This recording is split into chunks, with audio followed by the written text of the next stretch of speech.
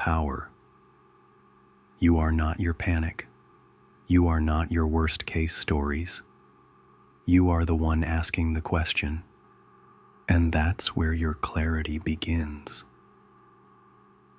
Let's begin here. You're not lazy. You're not broken. You're not falling behind because you're weak. You're overwhelmed, flooded, maxed out beyond capacity. And that state, it doesn't respond to self-shaming. It responds to gentleness, to clarity, to structure that honors your humanity.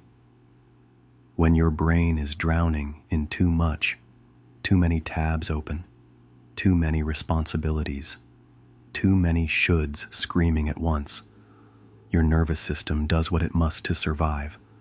It shuts down. That shutdown is not failure. It's a flare, a signal that the load has exceeded the limit. So what do? We slow it down. We name the overwhelm. We give it structure. Make a list, yes, a simple one. Not to pressure yourself, but to place the chaos in plain view, so it's no longer swirling in the dark. Triage what's urgent, defer what's not, and give yourself permission to leave some things undone. Not everything is yours to carry, and not everything is meant to be solved today. Let relief come from knowing. It's not that you're lazy, it's that no one ever taught you how to organize your overload with compassion. But today, you start learning, not how to hustle harder, but how to be human, with grace. Before your mind can sharpen, your body must soften. That's the paradox. You can't force focus. In a field of internal danger, you can't think clearly when your nervous system is stuck in fight, flight, or freeze. Mental clarity is a byproduct of emotional safety. And safety isn't just a buzzword. It's a biological state. Ask yourself, what does safety feel like to me? Where do I feel safe in my day? In my relationships? In my inner dialogue? You won't find clear thoughts in a hostile inner monologue. You won't find creativity when you're bracing for the next collapse. So we start by building a soft space in your routine, in your breath, in the words you speak to yourself. Not every moment will feel safe, but some can. And those moments become anchors. Today, protect those anchors. They are not indulgent. They are essential. Because your clarity, your ability to make decisions, to act, to move, depends on how safe your system feels. It's not about pushing through. It's about softening in. That's where the clarity lives, and you're learning to meet it there. Thoughts are loud, but not every thought is true, and not everyone needs a front row seat in your awareness. Your brain is a storyteller. It spins narratives, fills gaps, and rehearses worst-case scenarios, like it's trying out for a tragedy. But you are not obligated to believe every story it tells. Just because a thought feels urgent doesn't mean it's accurate. Just because it screams doesn't mean it holds wisdom. You get to be the editor. You get to choose which thoughts get airtime and which ones get archived. Sometimes Clarity begins not by adding more knowledge, but by subtracting the noise. So today, notice the thought, name it, then ask, is this useful? Is this true? Is this kind? If it's not, you don't have to keep it. Let the fog pass. Your clarity doesn't shout. It waits patiently beneath the storm. You're not lazy. You're overloaded. There's a difference between a lack of discipline and a nervous system at capacity. You've been juggling invisible weights, decisions, emotional labor, expectations, past regrets, future planning. No wonder your brain feels like it's buffering. Mental fatigue is real, and it shows up as forgetfulness, irritability, indecision, or that blank stare at your to-do list. But the answer isn't to push harder. It's to pause, to close the tabs, to give your mind the gift of single tasking, stillness, and sleep. You don't recharge a phone by yelling at it. You plug it in. You wait. So do that for yourself. Give your mind a break before it breaks down. And when the guilt creeps in, remind yourself, rest is not a reward. It's a requirement. You made a mistake. Or maybe something didn't go the way you planned. But before you call it failure, pause. Reframe. What if this wasn't a collapse, but a course correction? What if it wasn't rejection, but redirection? Failure isn't the end. It's just a loud teacher. And feedback is how growth whispers. When something falls apart, ask yourself, what did I learn about me? What skill needs strengthening? What belief needs reworking? You're not being punished. You're being refined. And in that process, you're becoming more discerning, more grounded, more aware of what aligns. You don't have to spin the failure into gold. Just hold the lesson and let that be enough. You're smart, maybe too smart. Because when something hurts, you don't feel it. You analyze it. You break it down. You problem solve it into 1,000 emotional spreadsheets. But healing doesn't always happen in the brain. Sometimes it starts in the body, in breath, in presence, in silence. Not every wound needs a plan. Some need permission to be felt, to move through. You don't have to over-understand your pain before you're allowed to process it. You don't have to dissect it before you're allowed to cry. So today, step away from the need to outsmart your emotions. Instead, trust them, trace them, let them say what they came to say.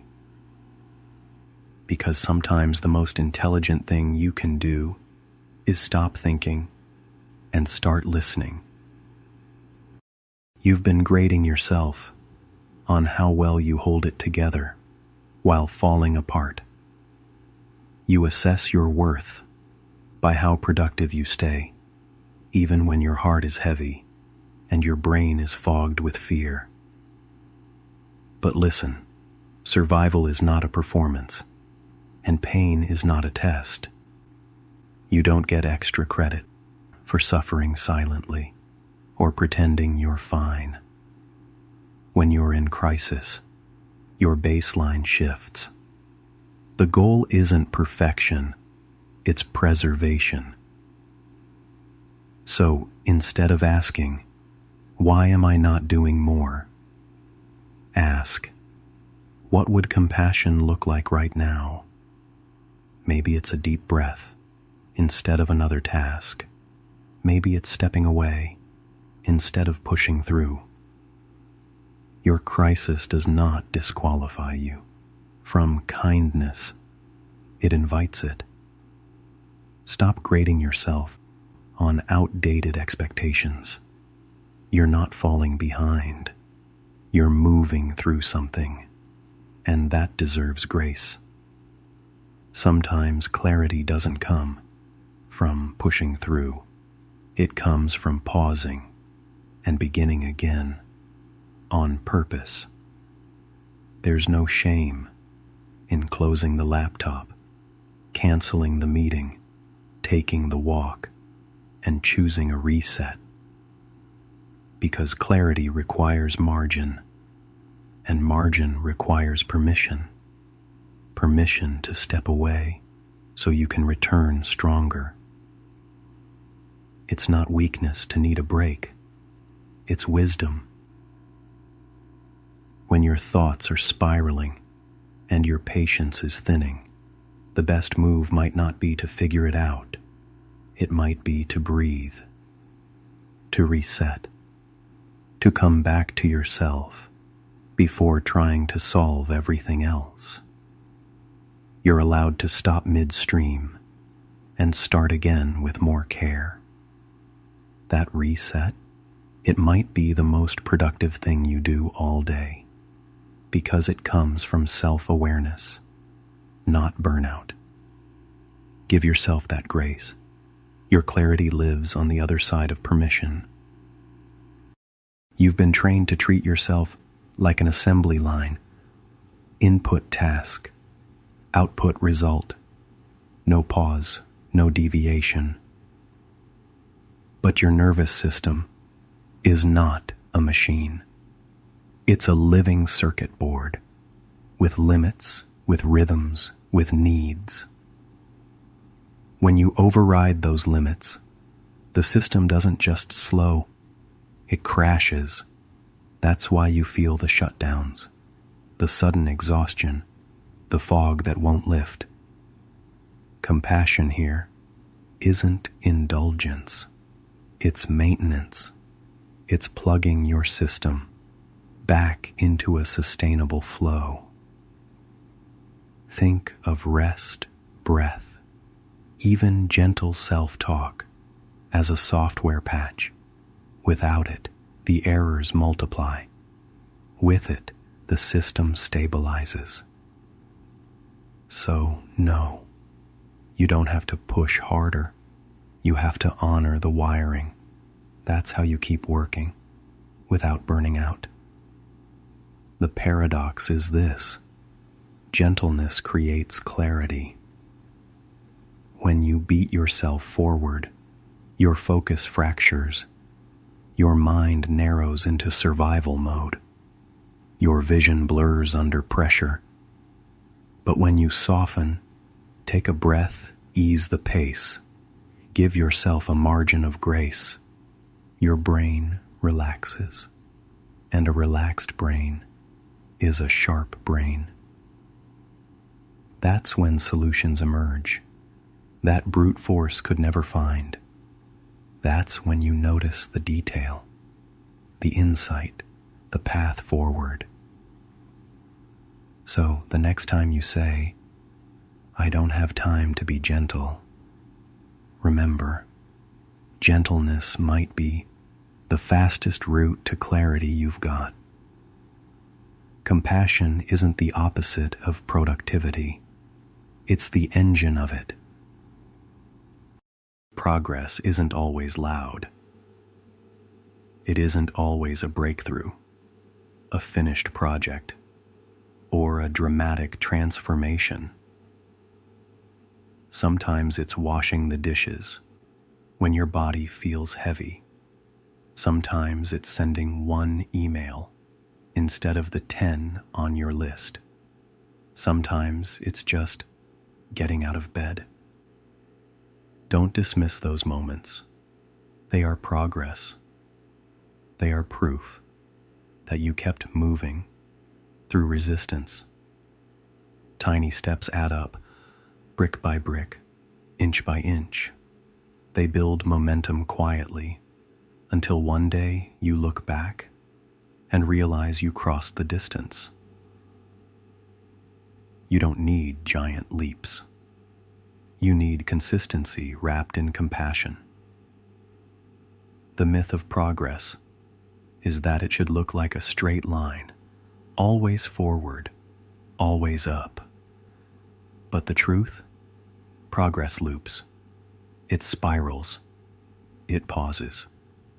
It even doubles back before leaping ahead again. Healing, growth, clarity, none of them unfold neatly. So when you feel like you're circling, don't panic. Circling is still movement. Even revisiting old struggles can be a sign you're meeting them with new tools, new awareness. Redefine progress, not as perfection, but as participation. If you're still showing up, still leaning toward growth, still reaching for clarity, you're progressing even when it doesn't look like it. Somewhere along the way, you absorbed the lie that worth equals flawlessness, that to be valuable, you must never falter, never miss a step, never spill, never stumble. But perfection was never the assignment. The assignment was honesty. The assignment was growth.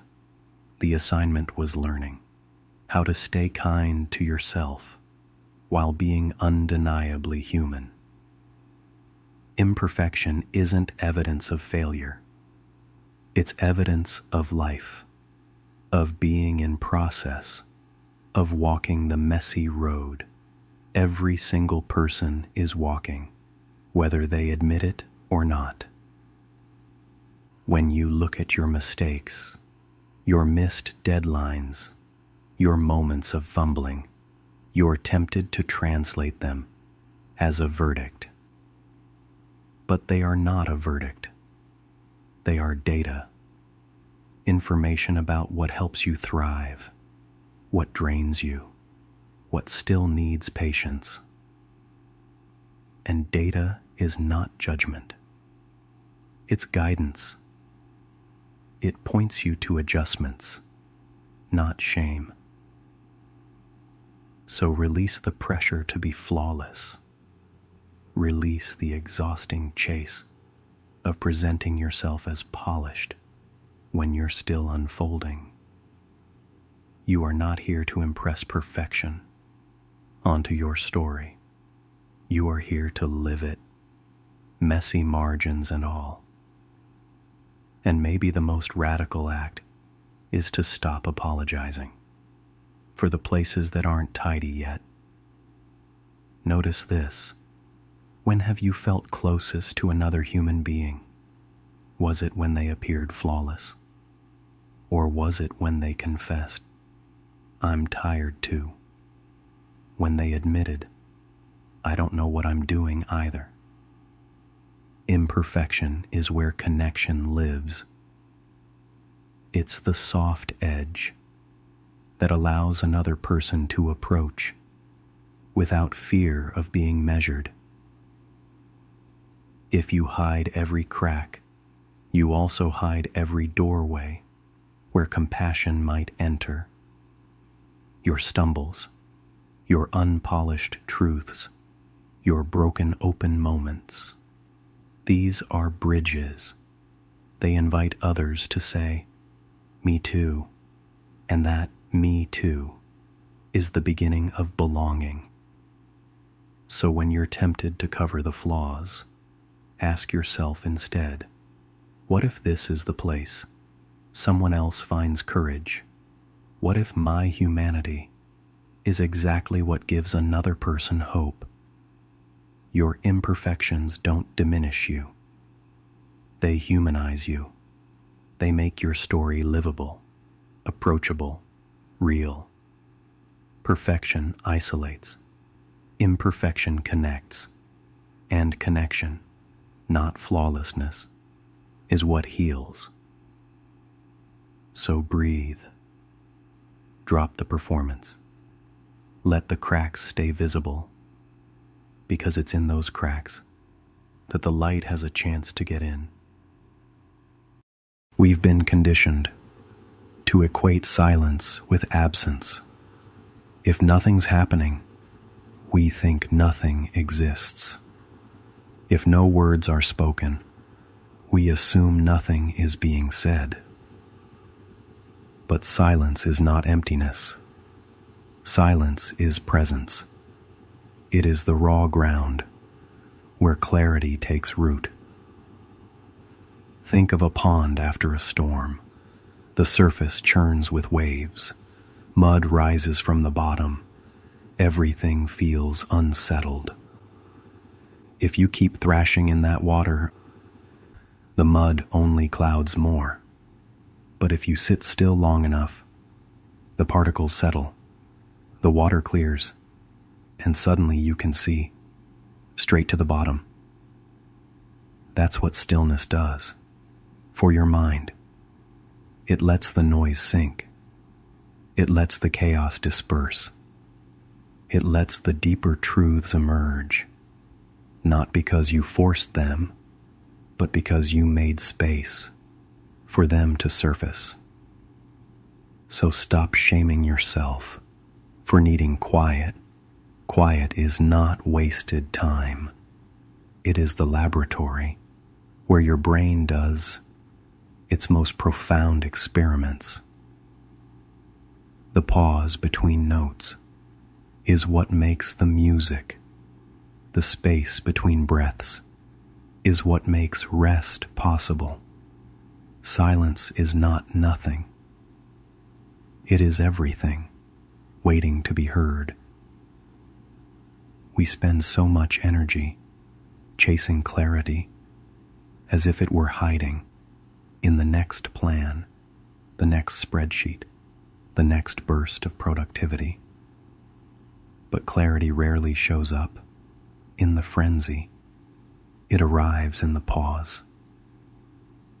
Think of the last time an idea clicked suddenly, in the shower, on a walk, while staring out a window, not while grinding harder, but while your brain was given space to breathe. This is not coincidence. It's design. Your nervous system is wired to reveal insight only when it is not being chased. So, what does this mean for you? It means scheduling pauses with the same seriousness you schedule meetings. It means defending your stillness like you would defend your deadlines. Because without stillness, you don't get strategy. You get noise. The reset walk, the 2 minutes of closed eyes, the long inhale before you answer. These are not luxuries. They are clarity practices. Every pause you protect is a doorway through which new perspective enters. So if you feel lost, don't sprint harder. Stop. Be still. Wait for the answer. To walk quietly into the room. Clarity grows in stillness. And the stillness is always available, but only if you give yourself permission to enter it. You've been told a dangerous story. That strength means carrying everything by yourself. That asking for help is weakness. that leaning on others means you've failed. But let's be honest, that story is unsustainable, and it's untrue. Even your own body defies it. Your heart doesn't beat in isolation. Your lungs don't breathe without oxygen from the trees. Your nervous system depends on co-regulation, the calming presence of another human. Self-sufficiency sounds noble, but it's not how you were designed. Isolation breeds burnout. Connection creates resilience. When you carry everything alone, your perspective narrows, your load grows heavier, and shame whispers louder. But when you share the weight, when you say, "Can you sit with me in this?" when the burden reshapes, it becomes bearable. Strength is not isolation. Strength is integration. It's knowing you were never meant to hold it all by yourself. Picture this: a bridge built of many planks. If one plank tries to hold the entire load, it breaks. But together, joined side by side, the weight distributes. The bridge holds. That's how community works. That's how support works. You were never meant to be the lone plank. You were meant to be part of the bridge. So give yourself permission to lean, to call the friend, to text the mentor, to let a professional help hold what feels unholdable. And here's the hardest truth. Sometimes you need to stop carrying altogether and allow someone else to carry you. That is not defeat. That is wisdom. That is trust. Because the measure of your worth is not how much weight you can bear. It's how willing you are to stay connected while you walk. So let yourself be carried too. You don't have to hold it all alone. Not today. Not ever. Take a breath here.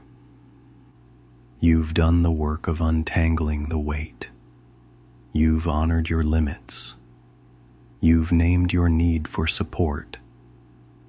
Now carry that gentleness with you into the next hour, because the journey doesn't end here. At 2 p.m., Florence Knight will join you, bringing her steady, measured wisdom to help you navigate the delicate art of relationships with yourself and with others. You're not stepping out of this path, you're stepping forward, and you don't have to walk it alone. You're not crazy. You're overwhelmed. There's a difference. Your brain is trying to protect you. It spins scenarios, replays conversations, and digs up every worst-case outcome, not because it hates you, but because it wants to prepare you. It's working overtime to make sure you don't get blindsided. But that survival strategy, it's outdated. You're not in the same danger anymore. You don't need to overthink your way into safety. Right now, your brain doesn't need more data. It needs your body to tell it, we're okay.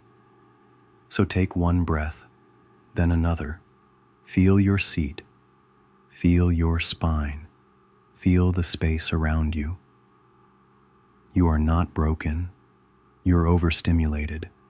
And safety starts by slowing down the noise inside. Now that you've breathed, let's do some gentle sorting. Not every thought you think is true. Not every scenario your brain invents is rooted in reality. When the spiral begins, ask yourself, is this a fact or is this a fear? The fact your friend didn't text back today. The fear they're mad at you. The fact you missed a deadline. The fear you're incompetent and they'll never trust you again. Facts are grounded,